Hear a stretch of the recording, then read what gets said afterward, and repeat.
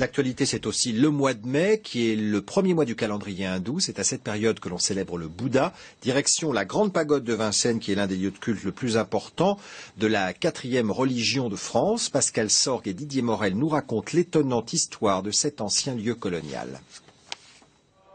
Comme tous les ans, il brûle l'encens. Ancien réfugié venu du Laos, Bontavisok vient prier à la Grande Pagode de Vincennes pour les 9e fêtes du bouddhisme. Au Laos, à l'époque, ils ont changé le régime. Depuis 74. C'était trop dur pour vous là-bas? Oui, c'est dur. C'est l'Union bouddhiste de France qui gère la pagode de Vincennes, une histoire surprenante.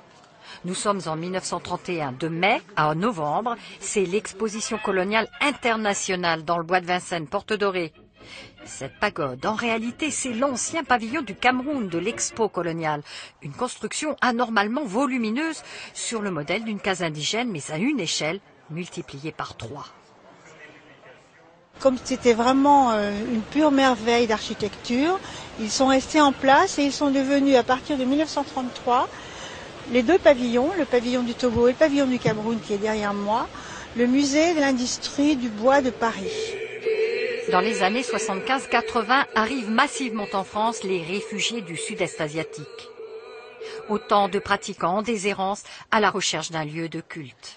La France est une terre d'accueil du bouddhisme. Toutes ces personnes, c'est une centaines de milliers de personnes qui sont arrivées en France, ont bien évidemment ramené leur culture, ont ramené leur tradition et ont ramené leur religion.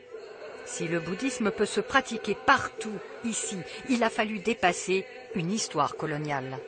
Quand les bouddhistes arrivent dans un endroit, la première chose qu'ils font, c'est une cérémonie de purification, on peut appeler ça comme ça, où justement toute l'histoire ancienne, tout ce qui s'est passé dans ces lieux est d'une certaine manière remise à zéro. Au cœur de la Grande Pagode de Vincennes trône un Bouddha monumental de 10 mètres de haut, sculpté à Paris. Par sa neutralité stylistique, il exprime l'union de tous les courants bouddhistes de France en ce lieu si particulier. Et sur la paix et la sagesse, c'est ainsi que se referme cette première partie du 19-20. L'actualité continue avec Catherine Matoche. Prochain rendez-vous avec l'actualité à Paris et en Ile-de-France demain dès midi avec Yvan Alloin. Très bonne soirée à vous, très bonne semaine et surtout merci de votre fidélité.